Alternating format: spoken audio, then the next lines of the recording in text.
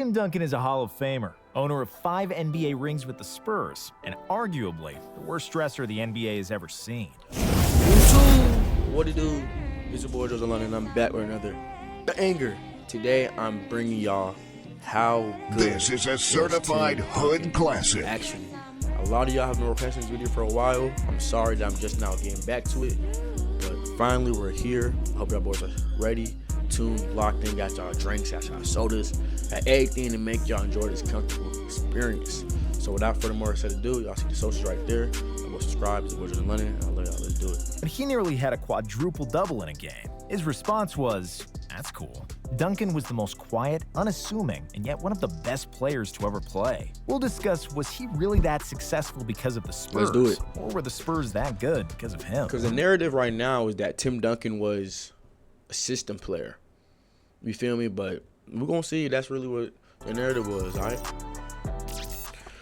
From swimming to basketball. Let's do it. Tim Duncan was born in 1976 in the U.S. Virgin Islands. Okay. He was the youngest of 4 siblings and dreamed of becoming a professional swimmer like his older sister. Tim was extremely talented, and the grand plan was to compete at the freestyle events in the '92 Olympics in Barcelona. However, after a hurricane destroyed the only Olympic-sized pool on the island, Tim had to make other plans because of his fear of sharks.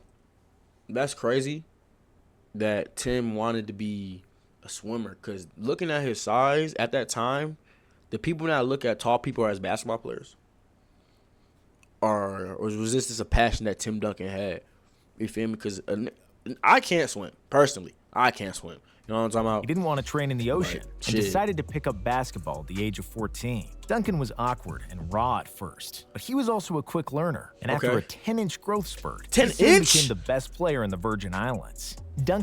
A 10-inch growth spurt? Is that possible? Duncan averaged 25 points, 12 rebounds, and 5 blocks per game as a senior. After which, he accepted a scholarship offer to attend Wake Forest University. 4 years at Wake Forest, after a promise to his mother. Duncan wasn't even supposed to be playing in his freshman year at Wake Forest, but after a fellow big man, Mokhtar Ndiaye, violated NCAA rules and eventually transferred to Michigan, Duncan was appointed as a starting center. Offensively, Timmy was still a bit limited at the time. You gotta wait for your opportunity, y'all. 9.6 points per game, but at the defensive end, you gotta wait for your opportunity. He was arguably the best defender in the country already as a freshman, with 9.6 rebounds and 3.8 blocked shots per game. Because he was extremely disciplined, coachable, and curious about the game, Duncan was soaking in basketball knowledge like a sponge. As a sophomore, Timmy was already among the best players in college basketball. He could have easily been a top draft pick as a sophomore or a junior, but because of a promise to his late mother, Duncan decided to stay 4 years in college. His mother passed away from breast cancer just 1 day before his... Long live all the people that's battling cancer. Shout out to all the loved ones, you feel me? Because that shit is crazy. But shout out to Tim Duncan for being real, man. 14th birthday. On her deathbed, he promised her he would finish college and get a degree. In his 4 years at Wake Forest, Duncan averaged 16.5 points, 12.3 rebounds, and an incredible 3.8 blocks per game. That's 4 Timmy blocks. was a 2-time ACC Player of the Year and a 3-time All-American, and a winner of back-to-back ACC titles with Wake in 1995 and 1996. The first the program won since the 1960s. Tim led the Deacons to the NCAA tournament every season, and as a senior in 1997, he won All-National Player of the Year honors and had half the NBA dreaming of landing the first pick. The fate would have it that the Spurs won the draft lottery, and Duncan moved to San Antonio at the age of 21, which would also become his jersey number.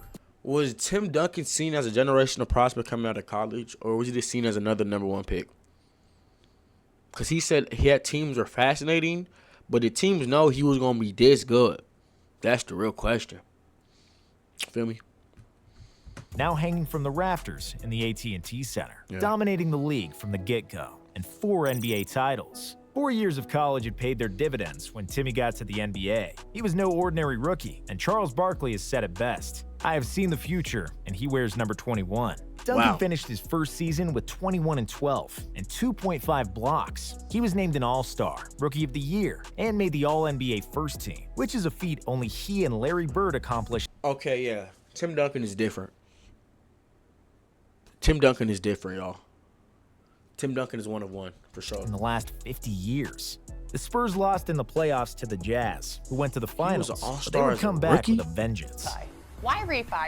In a lockout-shortened season, Duncan and the Spurs secured the first seed, and they steamrolled through the playoffs. Damn. They've only lost one game before the finals, where they beat the Knicks in 5 games. The Spurs won their first championship in franchise history, and Duncan deservedly won the finals MVP with 27 points, 14 rebounds, and 2.2 blocks on 54% young Tim shooting. Duncan was After the crazy. series, Pop congratulated the Knicks head coach Jeff Van Gundy and told him, "Hey, don't feel bad. I had Tim Duncan on my team, and you didn't." In the next 3 seasons, Duncan's individual numbers grew, and he won the MVP in 2002, but the Spurs couldn't get past Shaq and Kobe. Timmy repeated as the MVP in the 2003 regular season with 23, 13, and 4, and 3 blocks. In the playoffs, He was they dominant. finally got past the Lakers, and then defeated the Nets 4-2 in the NBA Finals. Duncan was again the Finals MVP, and he completely dominated the series. 24.2 points, 17 version of- rebounds, 5.3. The early version of Tim Duncan was such an offensive threat, I believe, because he was killing shit, man.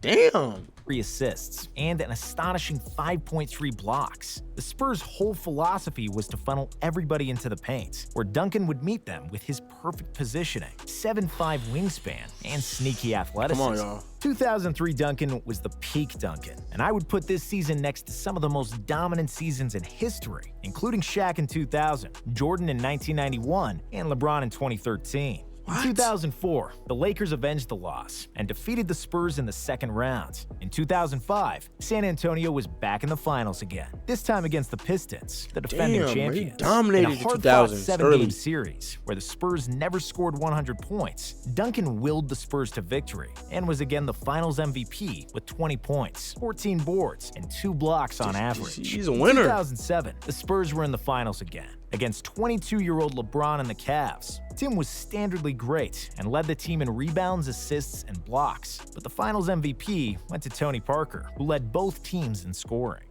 DNP, damn. old, and back to the finals. From 2008 to 2012, the Spurs continually made the playoffs, but couldn't reach the finals in a tough Western Conference. Tim Duncan's numbers have dropped, but mostly because Age. Popovich was saving his best player for the playoffs as a load management pioneer. One Oh, of the funniest little shit. jokes Pop played with Timmy is when he didn't play him in a game under the explanation of old age. And that was the narrative around the franchise, that they were too old and too boring. And just when everybody thought the Spurs were finished, they proved why they were the best organization in the NBA. With the development of Kawhi Leonard, Tony Damn. Parker reaching his prime, and one of the deepest benches in the league, R.C. Buford and Pop surrounded yet another winning team around Tim Duncan, who was still the most important player on the Spurs. His athleticism Y'all and see the mobility, aura he who was had? still the most important player on the Imagine Tim Duncan dapping you up before a game. Man, I'm so locked in up here. If Tim Duncan was dapping me up before a game, for real. What? Spurs. His Yeah, athleticism me- and mobility were not nearly as good as before, and Duncan could barely jump off his left leg. However, he was still the big fundamental and one of the most cerebral players in the league, and led the Spurs to another finals appearance. He led the team in points, rebounds, and blocks in the finals against the Heat, who nearly escaped defeat in Game 6, with Damn. LeBron's heroic performance and some help from Jesus. Not that Jesus, we mean Shuttlesworth, who hit the most important 3 in NBA history. Hey, that shot, a lot of people say that shot saved LeBron's legacy. And as a 21-year-old man, I don't think LeBron could be in the convo if it wasn't for the shot. It took me a long time to understand that.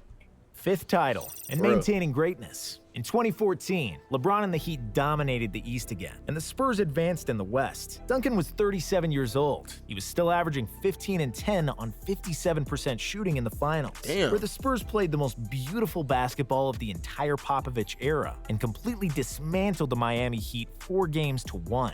Next season, at the age of 38, Timmy made All-NBA third team and All-Defensive second team, which shows how much he was dedicated to basketball and how great he was as a player. After that, his body finally couldn't take it anymore, and we've seen Father Time catch up to Tim Duncan in 2016, when he played the last game of his career at the age of 40. Swimming with Damn. Coach Pop. Tim Duncan's greatness is always linked to San Antonio, and vice versa. A question that's often asked, if Tim Duncan would be so good without the great Gregg Popovich and the most stable organization in American sports for the last 20 years. The Spurs were the Patriots of the NBA. Tim was their Tom, and Pop was their Bill. When asked what the secret of his success is, Pop will always say he was lucky that Tim Duncan fell into his lap in the second year as the Spurs coach. There is some truth in that, because the Spurs never reached the finals without Duncan. But as much as Timmy made Pop a coaching legend, Pop made Timmy a playing legend also. Duncan would have been great if he ended up anywhere, but the main man of San Antonio has allowed him to be even better than great. He pushed him to become a legend and one of the 10 best players of all time. Pop yelled at Duncan at the practices and games. He stoically took the verbal abuse from his coach, while he was the best player in the world. The others had no choice but to follow suit. And that's why Duncan and Popovich were made for each other. Pop showed that he is special when he visited Duncan in the Virgin Islands after the draft lottery and went swimming with him in St. Croix. Pop spent 4 days with his #1 overall pick, and the two men, with 37 years age difference, just hung out and talked, not about basketball, but about life. His unorthodox approach, in which he always took interest in who his players were as human beings, yielded 2 decades of success. From 1997 to 2019, San Antonio did not miss the playoffs. The Spurs won 70% of their games during the Duncan era, the best 19-year run by any NBA team in history, and the best in all 4 major American sports. Legacy: the most boring superstar and top 10 player ever. Watching Tim Duncan play basketball, killing y'all with some basic clothes. Fish, waiting, boredom, and some more waiting. But in the end, Duncan is usually the man with the fish in his hand. Since the retirement of Michael Jordan, no one has had a more successful career than Tim Duncan. Duncan is the only player in NBA history to be selected on the All-NBA and All-Defense teams during each of his first 13 seasons, 6 more than anyone else in league history. Rare are the players whose continued excellence is so enduring and so common that it goes unnoticed over time, even though we are all aware that it is there. Duncan has quietly dominated the league for years, with no controversy, no insane dunks, no constant media appearances. Even his big games look kind of modest. There was no complete takeover with incredible shooting like Curry or Clay, nor was there what the fans often value most, sometimes a forced takeover of the game in the last few minutes like Kobe Bryant, Larry Bird, and Michael Jordan. No.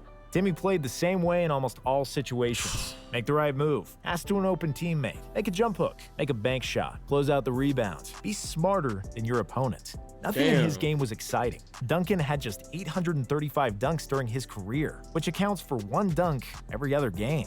I only remember 2 of his baskets in his entire dunk career. Every other game as Falling shot over Shaq in 2004, that was annulled by Fisher, and a game-tying 3 against Phoenix in 2008. Everything else was a blur of bank shots, hooks, and tip-ins. And the man scored 26,000 points in his career. Methodical, constant, at times even sterile and unattractive. But most importantly, he got the job done. When someone loses 20 pounds at the age of 36, and when he changes the way he runs to reduce knee pressure, and then leads his team to 2 more NBA finals, now that's greatness. It shows tremendous passion for the sport. Duncan gave multiple discounts to the Spurs so they could spend on other players. On and off the floor, he almost always did the right thing. Everything was simple and maximally efficient. When Duncan retired, quietly and without a farewell tour, the greatest power forward the NBA has ever seen walked off like it was just another day. And there will never be another one like him. Damn, shout out to Tim Duncan, yo. Hey, man, y'all boys enjoyed the video. Y'all boys lock up. It's your boy just in London. I got some crazy other videos on the way, some crazy other reactions. And I got a new story time series coming out very soon. I'll be telling y'all some of my funniest, best story times ever. New series coming out. Hope y'all love this. And it's like I said, it's your boy just in London. See y'all boys later, all right? Let's do it. All right, y'all. That's it for tonight. Peace out.